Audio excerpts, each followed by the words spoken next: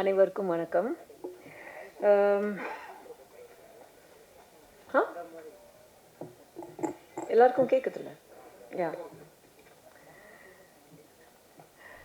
Actually முதல்ல வந்து director ரஞ்சில் பற்றி தான் பேசணும்.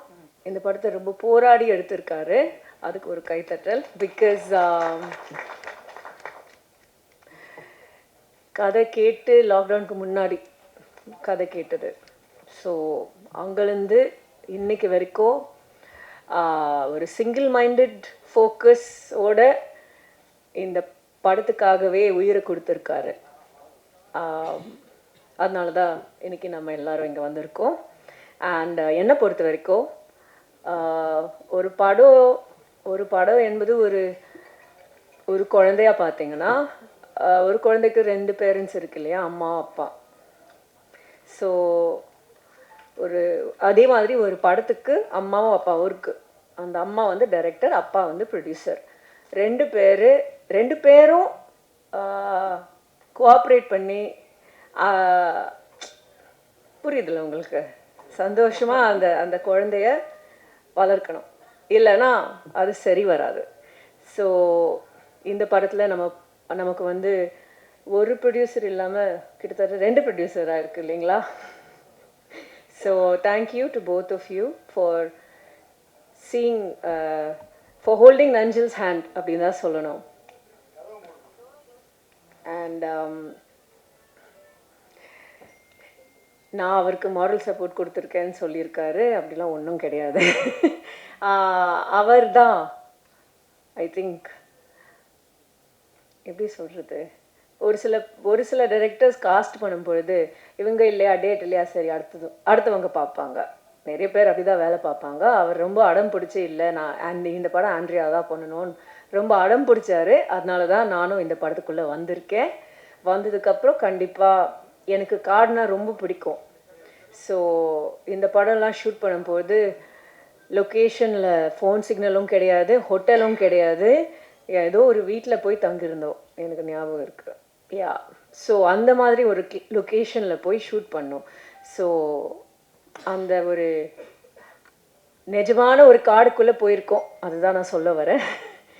அண்ட் டெஃபினெட்லி எனக்கு கடவுளை விட காடு தான் கடவுள். ஐ மீன் கோயிலை விட காடு தான் கடவுள் அப்படின்னு சொல்ல முடியும். Because nature is god for me.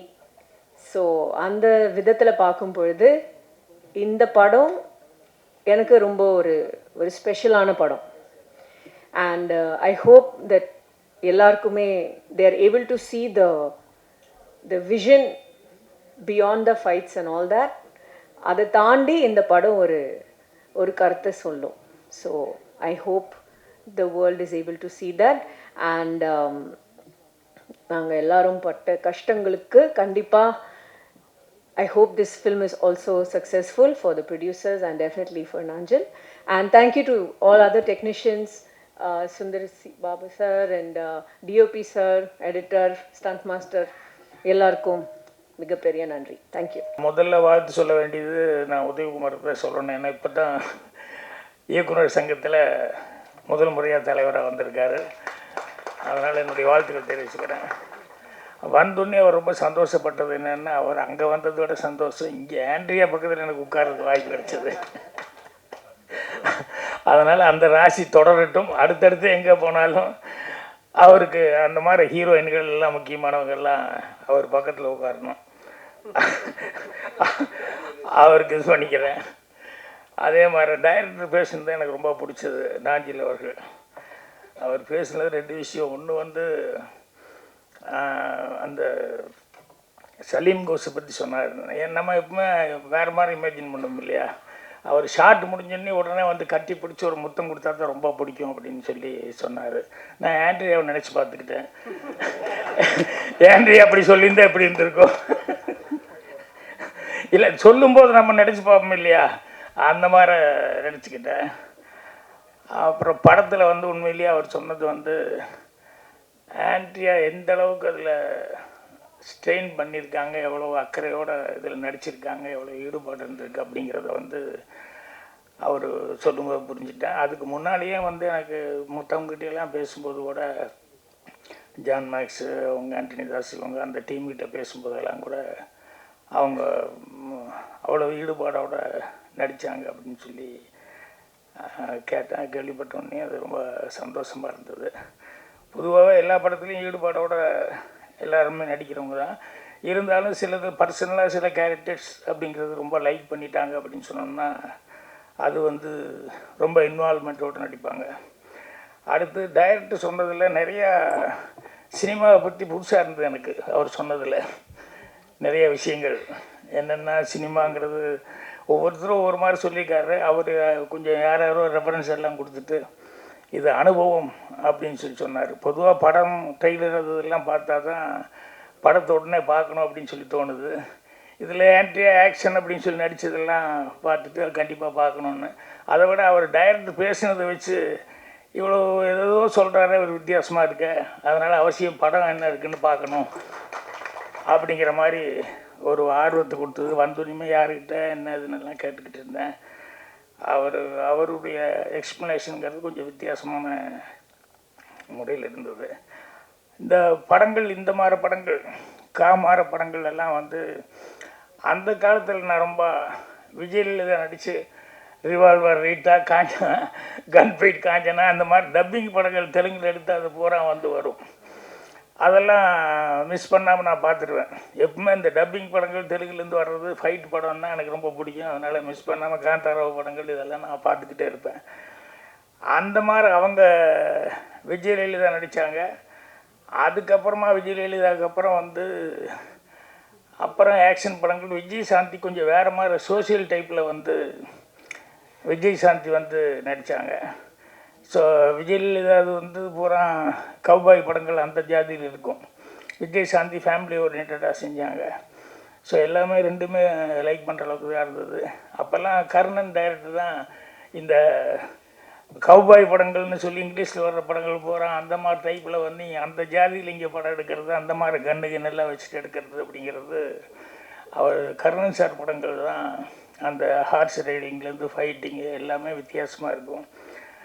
அது அந்த படங்கள்லாம் பார்த்தது. அதனால் இப்போது ஆண்ட்ரியா நடிச்சு இந்த படம் பார்க்கணும் அப்படின்னு. ஏன்னா நிறைய இந்த மாதிரி படங்கள்லாம் வந்து லேடி ஓரியன்டான படங்கள் இங்கிலீஷில் கூட நிறைய படம் இருக்குது. கில் பில்லா ஏதோ ஒரு படம், அது வந்து பார்ட் 1 பார்ட் 2 இப்படியெல்லாம் மாறி மாறி வந்தது. இனி ஒரு படம் வில்லியா ஒரு பொம்பளை நடிச்சிருப்பா. அவர் ஹீரோ நல்ல பாடி பில்டர், அவர் பேர் நம்ம மறந்து போச்சு எனக்கு. அவர் வந்து ஒரு படத்தில் ஹீரோ. அந்த படத்தில் அவர் மேலே வந்து எங்கே போனாலும் ஒரு மர்டர் நடக்கும். அந்த மர்டர் வந்து அவர் மேலே அந்த சார்ஜ் வந்துடும், மர்டர் சார்ஜ். ஸோ அவர் அதில் போலீஸ்கிட்டேருந்து தப்பிச்சு ஓடிட்டு இருப்பார். அப்புறம் இங்கே வாங்க அங்கே வாங்க, உங்களுக்கு எதுக்காக என்னங்கிறதுல விளக்கம் சொல்கிறான்னு சொல்லிட்டு ஒரு ஸ்பாட்டுக்கு போய் நிற்பார். போய் நிற்கிற இடத்துல பூரா பார்த்தீங்கன்னு சொல்லி சொன்னோம்னா மறுபடியும் மர்டர் நடக்கும், மறுபடியும் மாட்டிக்குவார். கடைசியில் கிளைமேக்ஸில் வந்து இது எல்லாத்துக்கும் காரணம் இத்தனை மர்டர்லாம் பண்ணதுன்னு சொல்லிட்டு அங்கே தான் ஒரு லேடி கொண்டு வருவாங்க. என்னென்னா அவங்க வந்து அதுக்கு முன்னால் நிறைய ஆக்ஷன் எல்லாம் வந்தது. அப்போ லேடினே தெரியாது. சில இடங்கள் தப்பிச்சு போகிற இடங்கள்லாம் அவ்வளோ நல்லா அந்த ஆக்ஷன் சீக்வன்ஸ் எல்லாம் இருந்தது. அதுக்கப்புறம் கிளைமேக்ஸில் வந்து அந்த லாஸ்ட்டு ஃபைட் சீக்வன்ஸ் வரும்போது அப்போ தான் ஓப்பனாக லேடின்னு காமிப்பாங்க. அவங்களுக்கு எல்லா ஸ்கில்லும் இருக்குது, ஏன்னா ஆர்மியில் வந்து வேலை பார்த்தவங்க அப்படின்னு சொல்லிட்டு. அந்த கிளைமேக்ஸ் ஃபைட்டெல்லாம் கூட ரொம்ப ஒரு ஓப்பன் டெரஸ், ரொம்ப பெரிய ஹைட்டான ஒரு பில்டிங்கில் மேலே நடக்கும். ஸோ அப்போ அந்த பொண்ணு எந்த அளவுக்கு, ஸோ இங்கிலீஷில் சில பேர்த்த நம்பி லேடிஸை வந்து போடும்போது உண்மையிலேயே அவங்க அந்த அளவுக்கு அந்த ஆக்ஷன் பண்ணுற அளவுக்கு பாடியை வச்சுக்கிட்டு அந்த டேலண்ட்டோடு அவங்க பண்ணியிருப்பாங்க.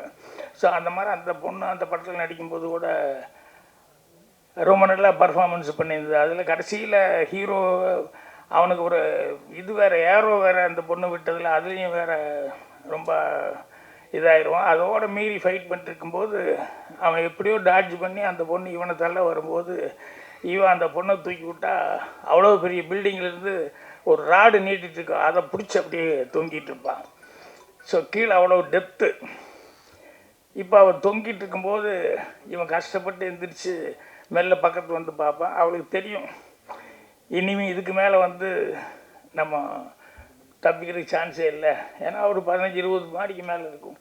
இவ்வளோ டெப்த்தில் நம்ம உழுக போகிறோம், சாக போகிறோம் அப்படின்னு சொல்லும்போது அப்போ வந்து மெல்ல வந்து சொல்லுவாள், இந்த மாதிரி இனி நம்ம தப்பிக்க முடியாதுங்க சொல்லும்போது ப்ளீஸ் ஹெல்ப் மீ அப்படிங்கிற மாதிரி சொல்லுவாள்.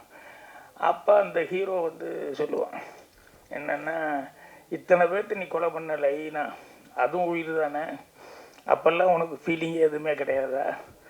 இத்தனை பேர்த்த கொண்டுட்டு இப்போ உன் உயிருங்கும் போது மட்டும் ஹெல்ப் மீன்னு சொல்லி கேட்குறியா அப்படிமா. அப்புறம் அவளுக்கு தெரியும் இனிமேல் ஹெல்ப் பண்ண போகிறதில்ல, அதனால தான் அட்வைஸ் பண்ணுறேன் அப்படின்னு சொல்லிட்டு கோவத்தில் வந்து கோ டு ஹெல் அப்படின்னு கத்துவாள். உடனே எஸ் லேடிஸ் ஃபஸ்ட் அப்படின்னு சொல்லி காலில் அந்த அவள் கையை தட்டி விடுவான். ஸோ சாதாரணமாக லேடிஸ் ஃபஸ்ட்டுங்கிறது வந்து நம்ம எங்கேயோ எதோ கேள்விப்பட்டிருக்கோம். அந்த டைலாக் ரைட்டர் அந்த படத்தில் அந்த இடத்துல வச்சான் பாருங்க, அதுதான் சாமர்த்தியம். அவள் வந்து கோ டு ஹெல்னு சொன்னோடனே லேடிஸ் ஃபஸ்ட்டுன்னு அந்த காலில் கையை அப்படி தட்டி விடுவான் அப்படிங்கிறது ரொம்ப விஷயம். அந்த மாதிரி நிறையா படங்கள் வந்து லேடி ஓரியன்ட் படங்கள் வந்து அந்த காலத்தில் வந்தது. இப்போ இந்த படம் பண்ணியிருக்காங்க. ஸோ ஆண்ட்ரி அவங்க டைரக்டரும் வித்தியாசமாக இதை பற்றி சொன்னார். நான் வரும்போதே மனைவி வந்து அவர் ரொம்ப அப்ரிஷியேட் பண்ணி சொன்னார். என்ன ஒரு பாட்டு பார்த்தார் பொழுது, நான் வேறு ட்ரெய்லர்லாம் பார்த்தேன், இந்த அனிமல்ஸ் எல்லாம் வச்சு ஒரு பாட்டு இங்கே ப்ரொஜெக்ஷன் பார்த்தார் பொழுது, அதை பற்றி சார் அவ்வளவு நல்லா இருந்தது, நான் இது வரைக்கும் நான் பார்த்தேன், இவ்வளவு நல்லா நான் பார்க்கல அந்த அனிமல்ஸை வச்சு அப்படிங்கிற மாதிரி. நான் எங்கே மிஸ் பண்ணிட்டேன், நான் ட்ரெய்லர் பார்த்தேன், மற்றதெல்லாம் பார்த்தேன், அதை இங்கே மிஸ் பண்ணிட்டேன் அப்படின்னு சொல்லிட்டு ஃபீலிங்காக இருந்தது. அந்த அளவுக்கு இந்த காட்டுக்குள்ளே அப்படின்னு சொல்லும்போது அந்த நேச்சராக இருக்கக்கூடிய விஷயங்கள் நிறைய நல்லா இருக்கும். அதனால் ஆக்ஷன் அது பிரியர்களுக்கு படமாக பிடிக்கும். ஆன்டியாக வேறு லேடி ஓரியன்ட் அப்படிங்கிறதுனால கண்டிப்பாக எல்லாருக்கிட்டையுமே ஒரு எதிர்பார்ப்பு இருக்குது. அந்த எதிர்பார்ப்பு அளவுக்கு படம் சக்ஸஸ்ஃபுல் ஆகும் அப்படின்னு சொல்லிட்டு இப்போ அட்வான்ஸாக வாழ்த்துக்கள் தெரிவிச்சுக்கிறேன். ஒரே ஒரு விஷயம், எப்படி இருந்தாலும் கான்ட்ரோவர்சி வரும்னு தெரியும், வேறு வழி இல்லை. என்னென்னா இந்த மஞ்சுமெல் பாய்ஸ்ன்னு சொல்லி ஒரு படம் அவ்வளோ பிரமாதமாக அவன் ஊரில் எடுத்த ஊரில் கேரளாவில் ஓடுறதை விட இங்கே தான் பெரிய சக்ஸஸாக, இங்கே தான் பயங்கர வசூலாக வந்து ஓடிச்சு. இந்த மாதிரி நிறைய படங்கள் வந்து அந்த காலத்தில் வேறு லாங்குவேஜில் எடுப்பாங்க. சங்கராபரணம் வந்து அந்த அளவுக்கு அப்படியே தெலுங்கு கொண்டு வந்து ரிலீஸ் பண்ணாங்க, அது அந்த அளவுக்கு ஓடிச்சு. செம்மீன் அந்த காலத்தில் எடுத்த படங்கள் ஓடிச்சு. இப்படி வந்து நிறைய படங்கள் அடுத்த ஊரில் எடுக்கிறது வந்து லைக் பண்ணுறாங்க ஜனங்க. அதனால் வந்து அதில் ஏதோ ஒரு விஷயம் இருக்கிறதுனால தான் அந்த அளவுக்கு போயிருக்கு. ஆனால் நம்ம ஊர் ரைட்டர் ஒருத்தர் வந்து ரொம்ப கீழே இறங்கி அதை விமர்சனம் பண்ணுறதுங்கிறது மனசுக்கு ரொம்ப கஷ்டமாக இருந்தது. ஏன்னா அவர் நல்ல ரைட்டு, பெரிய ரைட்டு, பேர் வாங்கினவர். அது ஏன் வந்து மனசுக்கு வருத்தமாக இருக்குது அப்படின்னு சொன்னோம்னா, அது படத்தை மட்டும் விமர்சனம் பண்ணி ஒரு வார்த்தையை விட்டுருந்தா பரவாயில்ல, வேறு மாதிரி வார்த்தைகள் விட்டார். அதாவது படத்தை பற்றி விமர்சனமோ இல்லை படத்தை டைரக்டர் அதை பற்றி விமர்சனம் விட்டு பொதுவாக கேரளாக்காரங்க அதில் நடித்த நடிகர்கள் கேரளாக்காரங்க அப்படின்னு சொல்லிட்டு இந்த மாதிரி ஒரு வார்த்தை விட்டது அப்படிங்கிறது அது தமிழனுடைய நாகரிகமாக இல்லை, நம்ம பண்பாடும் கிடையாது. ஏன்னா நம்ம எல்லாத்தையும் பாராட்டி தான் சொல்லிக்கிறோம் ஒழிய யாரையும் வந்து அவ்வளோ இறங்கி விமர்சனம் பண்ணல. ஸோ ஒரு ரைட்டர் வந்து அப்படி விமர்சனம் பண்ணார் அப்படிங்கும்போது ரொம்ப கஷ்டமாக இருந்தது. என்னென்னா சினிமாவில் வந்து என்ன வேணாலும் நீங்கள் விமர்சனம் பண்ணலாம், அந்த படத்துலேயே வந்து ஏதாவது எனக்கு அது பிடிக்கல, நீ தமிழ்னு இப்படி காமிச்சிருக்க அப்படி காமிச்சிருக்க அப்படிங்கிறது இந்த மாதிரி வர்றதுங்கிறது தப்பு இல்லை. படத்தில் அது சரியில்லை இது சரியில்லைன்ட்டு பர்சனலாக வந்து அந்த ஊருக்காரங்களை அப்படின்னு சொல்லி அப்படி பேசுனது அப்படிங்கிறது தான் ரொம்ப ஒரு கஷ்டமான ஒரு சமாச்சாரம். நான் அந்த நேரத்தில் சொல்லலான்னு அப்புறம் வெளியூர் அங்கேயும் சுற்றினது. அப்புறம் ரெண்டாவது சூட்டோட சூடாக பேசி எரிய நெருப்பில் மறுபடியும் கொஞ்சம் எண்ணெய் ஊற்றுற மாதிரி வர வேண்டாம், கொஞ்சம் சூடெல்லாம் அடங்கட்டும் அப்படின்னு சொல்லிட்டு தான் விட்டேன். இது கூட இப்போ நான் பதிவு பண்ணுறது எனக்காக மட்டுமல்ல, ஏன்னா தமிழ்நாட்டில் யாருமே அதை பற்றி ஒன்றும் கண்டுக்கவே இல்லையா அப்படின்னு சொல்லிட்டு அந்த கேரளா பீப்புள் அவங்க நினைக்கக்கூடாது. அதுக்காக தான் நான் வந்து பதிவு பண்ணுறேன். தமிழ்நாட்டில் அப்படி கிடையாது. தமிழ்நாட்டிலையும் அது மாதிரிலாம் வந்து வர்றதை வந்து கண்டிக்கிறதுக்கு ஆட்கள் இருக்கிறாங்க அப்படின்னு சொல்லிட்டு. ஏன்னா இப்போ நம்மளே படம் எடுக்கும்போது, இப்போ அந்தையல் நாட்டில் எடுக்கும்போது, பாலக்காட்டு மாதவன் எடுக்கும்போது அதை அவ்வளோ பேர் அப்ரிஷியேட் பண்ணுற மாதிரி எடுத்தேன், அது பாராட்டினாங்க. அதே நேரத்தில் வந்து சின்ன வீடு படத்தில் வந்து ஒரு கேரளாக்கார பொண்ணை பின்னால் போய் டாவடிச்சிட்டு இருப்பேன். ஓமலால் கண்டு யான் பொங்கினா இல்லை அப்படின்னு சொல்லிட்டு பின்னால் போய் டாவடிச்சிட்டு இருப்பேன். அதெல்லாம் பண்ணுவேன் அப்படிங்கிற மாதிரிலாம் பண்ணுவேன். ஸோ அதுக்கு விமர்சனங்கள் வர்றது உண்டு. மௌன கீதங்களில் வந்து ஒரு லாட்ஜில் போய் நான் தங்க போகும்போது இங்கே எல்லா ஸ்டேட்டும் உண்டு சார் அப்படின்னு சொல்லிட்டு தமிழ், தெலுங்கு, கன்னடா, மலையாளம் அப்படி இப்படின்னு சொல்லிட்டு அது ஒரு தப்பான இடத்துல போய் ஒரு தங்குறாரு அப்படிங்கிற மாதிரி சொல்லி இதுக்கு வந்து வேறு இடத்துல வரல. நான் கர்நாடகாவில் வந்துச்சு எப்படி எங்கள் ஊரை சொல்லலாம் அப்படின்ட்டு அந்த ஊரில் மட்டும் இல்லாத மாதிரி அந்த நேரத்தில் வந்து பெரிய பிரச்சனை வந்தது. இப்படி ஒவ்வொரு ஊர்லேயும் ஒவ்வொரு அப்ஜெக்ஷன்கள் ஏதாவதெல்லாம் பிரச்சனையெல்லாம் வர்றது உண்டு. இது வந்து இவர் வந்து சொன்னதுங்கிறது வந்து அந்த பர்சனலாக அவங்கள அட்டாக் பண்ணாமல் இருந்தால் நல்லா இருந்திருக்கு. அதை அட்டாக் பண்ணதுனால நிச்சயமாக அதெல்லாம் அவங்க மைண்டில் ஏறும். ஏன்னா நிறைய பேர் டெக்னீஷியன்ஸ் இருக்கான், ஆர்டிஸ்ட் இருக்கான், எல்லாத்துக்குமே அது மைண்டில் இருக்குது. ஏன்னா நமக்கு இன்றைக்கி தமிழ்நாட்டில் இருக்கிறவங்க வந்து எல்லா இடத்துலையும் தெலுங்கில் நம்ம டெக்னீஷியனுக்கு இருக்கிற மரியாதை அதுக்கு தெரியும். அதே மாதிரி பாம்பேயில் இருக்கிறவங்க வந்து நம்ம தமிழ் ஆளுங்க அப்படின்னா டெக்னீஷியன்ஸ்னு எவ்வளோ மரியாதை கொடுக்குறாங்க அப்படிங்கிறது தெரியும். அந்த மாதிரி எல்லாரையும் வந்து நம்ம இங்கே இருக்கிற போல ஆளுகளையும் மரியாதை கொடுக்குறாங்க. இப்போ உதயகுமார் மற்றவங்கலாம் பேசுன மாதிரி சலீம் கோஸ்னா அவர் யார் என்ன வந்தாலும் டேலண்ட் இருந்ததுன்னா சொல்லி மரியாதை கொடுக்குறாங்க. அந்த மாதிரி வந்து மரியாதை கொடுக்குறாங்க. அதே மாதிரி கேரளா பீப்புளில் வந்து அவங்க ஊரில் பெரிய டைரக்டராக இருந்தால் கூட தமிழில் ஒரு படம் பண்ணுறது மிகப்பெரிய கௌரவமாக நினச்சி ஒவ்வொரு டைரக்டரும் ட்ரை பண்ணுறாங்க இங்கே. ஸோ நம்ம ஆளுகளும் அவங்களுக்கு வாய்ப்பு கொடுத்துட்ருக்காங்க. தமிழ்லேயே அதே மாதிரி நிறைய படம் பெரிய ஹீரோஸ் விஜய் முதல் கொண்டு எல்லா பெரிய ஹீரோஸ் எல்லாம் வச்சு சக்ஸஸ் பண்ணிகிட்ருக்காங்க. ஸோ அதனால் எல்லா டெக்னீஷியனுங்களும் வந்து நல்ல டெக்னீஷியன் எங்கே இருந்தாலும் எல்லாருமே எல்லாம் அப்ரிஷியேட் பண்ணி பண்ணுவாங்க. அதனால் இந்த விமர்சனம்ங்கிறது வந்து எனக்கு ஒரு வருத்தமாக இருந்தது. அதனால் வந்து தமிழ்நாடு சார்பில் யாரும் பேசலையே பிடிக்கலையேன்னு சொல்லிட்டு அவங்க நினைக்கக்கூடாது அப்படிங்கிறதுக்காக தான் இந்த பதிவு பண்ணேன். நாளையிலேருந்து கொஞ்சம் நிறையா இதை பற்றி கூறணும்னு நினைக்கிறேன். கொஞ்ச நாளாக பத்திரிக்கை மேட்ரு இல்லாமல் இருந்தது, அதாவது என்னை பற்றி இல்லாமல் இருந்து இப்போ இந்த மேட்ரு வந்துருச்சு. அதனால் எழுத்தாளர் சங்க தலைவர்னு சொன்னோம்னா அதுக்கு 4 பேர் என் ஊர்லேயே சண்டைக்கு வந்துடுவான். நீங்கள் தனிப்பட்ட முறையில் சொல்ல வேண்டியதானே, நீங்கள் எப்படி எங்களையெல்லாம் சேர்த்துக்கிட்டீங்க அப்படின்னு கேட்டால் அதனால் தலைவராக நான் சொல்ல விரும்பல. பாக்யராஜா பர்சனலாக சொன்னேன், எது வந்தாலும் நம்ம வாங்கி கட்டிக்கலாம் அப்படிங்கிறதுக்காக வேறு ஒன்றும் இல்லை. ஏன்னா இதில் போய் எழுத்தாளர் சங்கத்தையெல்லாம் நான் சேர்த்துனேன்னா அவங்களுக்கெல்லாம் கொஞ்சம் யாருக்காவது சில பேர் உங்களுக்கு கரெக்டு தான் அப்படி. ஏன்னா ஒவ்வொரு இடத்துலையும் ஒவ்வொரு மாதிரி இருக்கிறாங்க ஆட்கள். அதில் தமிழில் பேசணுன்னு வந்து இப்படி தரக்குறைவாக பேசிட்டாங்க, தமிழ் ஆளுகளை வந்து தப்பாக காமிச்சிட்டாங்க, அப்படி சில பேர்த்துக்கு கொஞ்சம் கோவம் இருக்கத்தான் செய்யும். அவங்களுக்கு சொல்லுன்னு வந்து அது இல்லை அது கரெக்டு தான் அப்படின்னு கூட நினைப்பாங்க. அதனால் என்ன படத்தை பற்றி விமர்சனம் பண்ணலாம், எது பண்ணாலும் தப்பு இல்லை. அந்த படத்துலேயே இந்த மாதிரி விமர்சனம் பண்ணுறதுக்கு இடங்கள் இருந்தது. அதை விட்டு பர்சனலாக பேசுனதுங்கிறது ரொம்ப கஷ்டமாக இருந்தது. அதனால் நானும் ஒரு ரைட்டுங்கிற முறையில், ஏன்னா எல்லா ஊர்லேயும் எல்லோரும் எல்லா படமும் பார்த்துட்ருக்காங்க, எல்லா டெக்னீஷியனுக்கும் எல்லா ஊர்லேயும் மரியாதை இருக்குது. அப்படிங்கிறதுனால இவ்வளோ பெரிய ரைட்டு இவ்வளோ பேர் எடுத்தவர் இப்படி பேசுனதுங்கிறது வருத்தமாக இருக்குது.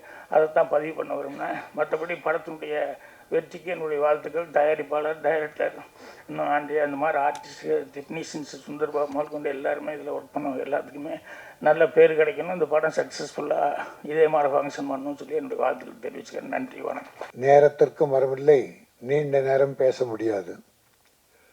ஆனால் தம்பி ஆண்டனி, தம்பி ஜான் மேக்ஸ் மைனா என்கிற ஒரு அற்புதமான படத்தை வெற்றி படமாக்கி சரித்திரம் படைத்தவர், ஒரு நல்ல தயாரிப்பாளர். ஆனால் இதில் ரொம்ப சிரமப்பட்டுட்டார். அதுக்கு நம்முடைய தம்பி ஆண்டனி பேர் உதவியாக இருந்து சினிமாவை வாழ வைக்க வேண்டும் என்பதற்காக தான் செய்கிற அந்த தொழிலையும் பார்த்து கொண்டு சினிமாவுக்கும் முதலீடு பண்ணி டப்பிங் தேட்டர், படங்களை ரிலீஸ் பண்ணுறது போன்ற புதுசாக வந்திருக்காரு. அவர் நல்லா இருக்கணும், அவர் போட்ட பணம் திருப்பி கிடைக்கணும், அப்போ தான் பல படங்கள் உருவாகும். ஆகவே அந்த இருவரும் கூட நடித்த அழகிய தமிழ் மகள் ஆண்ட்ரியா. நான் உள்ளபடியே இதுவரைக்கும் ஆண்ட்ரியா தமிழ் பொண்ணுன்னே நினைக்கல. நான் இப்போ தான் கேட்டேன், அம்மா உங்கள் லேங்குவேஜ் கொஞ்சம் பயந்து தான் கேட்டேன். பிறந்த இடம் எதுன்னு சென்னைன்னுச்சு.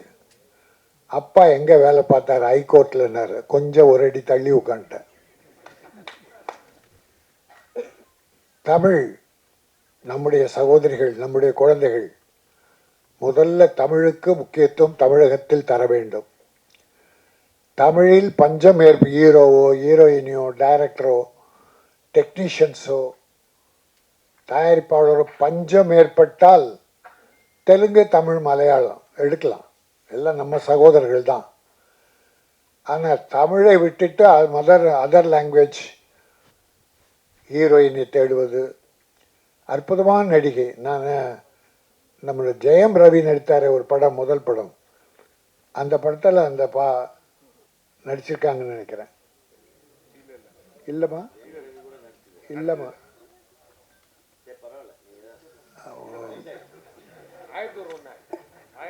1001 கார்த்திக் ஹீரோ.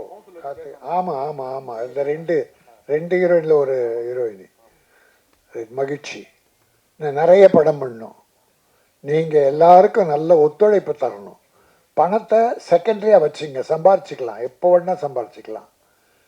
ப்ரொடியூசருடைய சிரமம் அறிந்து. ஆனால் ப்ரொடியூசரும் உழைக்கிறவங்களுக்கு யாருக்கும் துரோகம் பண்ணக்கூடாது. இப்போ கூட நேற்று எனக்கு ஒரு ரெக்வஸ்ட் வந்தது. ஒருத்தர் சம்பந்தம் இல்லாமல் கலைஞர் நூற்றாண்டு விழா சிறப்பாக நடைபெற்றது, அற்புதமாக நடைபெற்றது. 1-2 குறை. முதல்ல சிதம்பரம் ஸ்டேடியத்திலிருந்து ஒரு சில காரணங்களால் ரேஸ் கோர்ஸ் மைதானத்துக்கு மாற்றினது. ஒரு வார காலத்துக்குள்ள அந்த அரேஞ்ச்மெண்ட்ஸை மாற்றி செய்கிறதுக்கே பெரிய சிரமம்.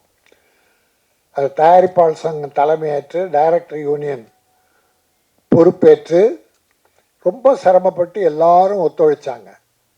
எல்லாருக்கும் பணம் கொடுத்தாச்சு. டைரக்டர் யூனியன் மூலமாக வவுச்சர் போட்டு பணம் கொடுத்துருக்கு. கடைசியிலே ஒரு 4 நாள் சிலருக்கு கொடுக்க முடியல. அதுக்கு ஸ்பான்சர் கொடுத்தவங்களுடைய பணம் வரல. அதுதான் காரணம். தொழிலாளிக்கு எங்கள் ஆட்கள் யாருமே துரோகம் பண்ண மாட்டான். தொழிலாளி நல்லா இருந்தால் சினிமா நல்லா இருக்குன்னு அர்த்தம். ஆக அதை சிலர் காசு கொடுத்து சில சவுக்குகளை பேச வைக்கிறாங்க. இந்த ஷவுக்குன்னு ஒன்றுமே தெரியாது, ஆனால் எல்லாம் உலகமே தெரிஞ்ச மாதிரி, அவர் தான் புரோக்கர் வேலை பார்த்து பணம் வாங்கி கொடுத்தா மாதிரி, அவர் கண்டபடி இந்த விழாவை டாக்டர் கலைஞர் அவர்களுக்கு தமிழ் திரையுலகம் நன்றி கடன் பட்டிருக்கிறது. அதனாலே இந்த விழா எடுப்பது எங்களுக்கு சிறப்பு. அவர் காலமெல்லாம் நாங்கள் நன்றி சொல்லலாம். மானியம் சிறு முதலீட்டு பட தயாரிப்பாளர்களுக்கு முதல் தந்தவர் அவர். 100 ஏக்கர் நிலத்தை பையனூரில் எல்லா கலைஞர்களுக்கும், திரையுலகம், சின்னத்திரை, பெரிய திரை எல்லாருக்கும் ஒதுக்கி தந்தவர். கேட்ட போதெல்லாம் உதவி செய்தவர். அவருக்கு தமிழ் திரையுலக நன்றி கடனோடு ஒரு நல்ல மனசோடு செய்தோம். அன்னைக்கு மழை வேற, பல சிரமங்களுக்கிடையே அற்புதமாக பண்ணால் யாருக்கிட்டே கூலி வாங்கிட்டு ரொம்ப தவறா. அது மட்டும் இல்லைங்க, தமிழகத்து முதல்வர் மு.க. ஸ்டாலின் தளபதி அவர்களை தமிழக மக்கள் தேர்ந்தெடுத்து ஒரு நல்லாட்சி நடக்குது. இப்போ கூட அந்த விழாவில் சிறப்பு என்னென்னா, பூந்தமல்லியில் ஒரு 140 ஏக்கர் 450 கோடி செலவில் ஹைதராபாத் ஃபிலிம் சிட்டி மாதிரி, ராமோஜிராவ் ஃபிலிம் சிட்டியை விட பிரமாதமாக பூந்தமல்லியில் உருவாக்கி தர்றேன்னு அந்த விழாவில் முதல்வர் நமக்கு வாக்குறுதி கொடுத்துருக்காரு. எவ்வளோ பெரிய விஷயம் சினிமாவுக்கு. எங்கெங்கே ஹைதராபாத் ஓடுறோம், பூந்தமல்லினா எவ்வளோ நல்லாயிருக்கும் நம்ம சினிமாக்காருக்கு. இதையெல்லாம் பெருமையாக நினச்சா, யாரோ காசு கொடுத்தா வாங்கிட்டு கண்டபடி முதல்வரை சொல்கிறாரு. தமிழக முதல்வரை திறமையே கிடையாது, திறமையற்ற முதல்வர் ராஜினாமா பண்ணிவிட்டு அவர் பிள்ளைகிட்ட ஒப்படைக்கிட்டோம், இல்லை இன்னொருக்கிட்ட. நீ யார் அதை சொல்ல? உனக்கு என்ன தகுதி இருக்குது சினிமாவை பற்றி பேச என்பதை ஒரு நன்றி கடனா. ஏன்னா டாக்டர் கலைஞர் அவர்களை குறை சொல்ல யாருக்கும் தகுதி கிடையாது. அதனால் இந்த வாய்ப்பை தமிழ் திரையுலகம் சேர்ந்து நடத்துகிற என் தம்பி ஜான் மேக்ஸ் ஆண்டனி, அந்த விழா என்பதாலே இதை நான் ஒரு கருத்தாக சொல்லணும்னு நினச்சேன். அதனால் என் கருத்தை சொல்லிவிட்டேன். இந்த படம் மிகப்பெரிய வெற்றி பெற்று தயாரிப்பாளர் தப்பிக்கணும், இதை முதலீடு பண்ணி விநியோகம் பண்ணுற ஆண்டனி தப்பிக்கணும், இந்த கலைஞர்கள்லாம் நடித்தவர்கள் ஆண்ட்ரியா உள்ளிட்ட அத்தனை பேருக்கும் ஒரு நல்வாழ்வு கிடைக்கணும், முன்னேற்றம் கிடைக்கணும் என வாழ்த்தி விடைபெறுகிறேன். நன்றி, வணக்கம். வருகை தந்திருக்கும் எல்லோருக்கும் என்னுடைய பணிவான வணக்கங்கள். மேடையில் வீட்டிற்கும் அனைவருக்கும் என்னுடைய வணக்கங்கள். எனக்கு மற்றவங்க மனித கோர்வையாக எனக்கு பேச தெரியாது. அதாவது சார் சொன்னது தான் சாருக்கு நல்லா தெரியும். ஸோ பல வருடங்கள் 30 வருடங்களை வந்து இந்த துறையில் வந்து நான் வந்துக்கிட்டு இருக்கேன். ஸோ சின்ன திரை பெரிய திரை இப்படியே மாறி மாறி ஸோ இன்னைக்கு வந்து ஒரு பெரிய வாய்ப்பு வாழ்க்கை கிடைக்கும் அப்படின்ற ஒரு எண்ணத்தில் எனக்கு வந்து வாய்ப்பு கொடுத்த ஜான் மேக்ஸ் சார் அவர்களுக்கும் டைரக்டர் நாஞ்சில் சார் அவர்களுக்கும் என்னுடைய பணிவான வணக்கங்களை நான் தெரிவித்துக் கொள்கிறேன். ஏன்னா இப்போ எங்களை மாதிரி ஆட்கள் வந்து நாங்கள் சின்ன திரை தான் அப்படின்னு முத்திரை வைக்காம எங்களுக்கும் வந்து நிறைய படங்கள் கிடைக்கும், நாங்களும் பெரிய கேரக்டர்ஸ் பண்ண முடியும், பெரிய லெவலில் வர முடியும் அப்படின்ற நம்பிக்கை வந்து எங்களுக்கு கொடுத்தது சார் தான். ஸோ இன்னைக்கு ஆண்டனி தாஸ் சார் கூட இதை எடுத்திருக்காரு இந்த படத்தை. ஸோ நல்லபடியாக இந்த படம் ரிலீஸ் ஆகி அது எல்லாமே உங்ககிட்ட தான் இருக்குது. இன்னைக்கு நீங்கள் எழுதுகிற எழுத்துக்கள் அதுக்கு வந்து வலிமை அதிகம். ஒரு படத்தோட வெற்றி வந்து உங்களுடைய எழுத்துக்களில் தான் இருக்குது. ஸோ எப்படி இருக்குது, எப்படி வந்திருக்கு அப்படி நீங்கள் கொடுக்கறத வச்சு தான் இன்றைக்கி வந்து சோஷியல் மீடியாவோட பவர் அந்த அளவுக்கு இருக்குது. ஒரு சின்ன சின்ன ரீல் போட்டால் கூட அதோட வந்து மில்லியன்ஸ் கணக்கில் வந்து இன்றைக்கி நாங்கள் சின்ன திரையில் நாங்கள் பண்ணுறோம். ஸோ மில்லியன் கணக்கில் வந்து அதுக்கு வந்து போகுது, அதுக்கு அவ்வளோ வேல்யூ இருக்குது. ஸோ உங்ககிட்ட தான் இன்றைக்கி நீங்கள் தான் வந்து கடவுள் மாதிரி. ஸோ நீங்கள் எழுதுகிற எழுத்துக்கள் வந்து இந்த படம் எந்த அளவுக்கு இருக்குது அப்படிங்கிறத வந்து வெளியே கொண்டு வரப்போகுது. ஸோ கண்டிப்பாக இது ஒரு வெற்றி படம் தான். ஏன்னா காட்டுக்கும் ஜான் மேக்ஸ் சாருக்கும் நிறைய தொடர்பு உண்டுன்னு நினைக்கிறேன். ஸோ அவர் எடுக்கிற அந்த காடு சம்மந்தப்பட்ட எல்லா விஷயங்களுமே வந்து சூப்பர் டூப்பர் ஹிட்டாக இருக்குது. மைனா அதுக்கு ஒரு எக்ஸாம்பிள். ஸோ கண்டிப்பாக காடு இப்போ ஆண்ட்ரியா மேடம் வந்து பண்ணியிருக்காங்க. ஸோ ஒரு சூப்பர் ஹீரோயினாக பண்ணியிருக்காங்க அதில். ஸோ நீங்கள் வந்து அவங்கள ஒரு வித்தியாசமான படைப்பில் பார்க்கலாம். நாஞ்சில் சாரோட படைப்பு வந்து பாக்கியராஜ் சார் அவர்களை அன்புடன் அழைக்கிறோம் சார். பாக்கியராஜ் சாரோட டைரக்ஷன்லேயே நான் வந்து ஹீரோவாக பண்ணியிருக்கேன் கதையின் கதைன்ற சீரியலில். ஸோ சார் வணக்கம் சார்.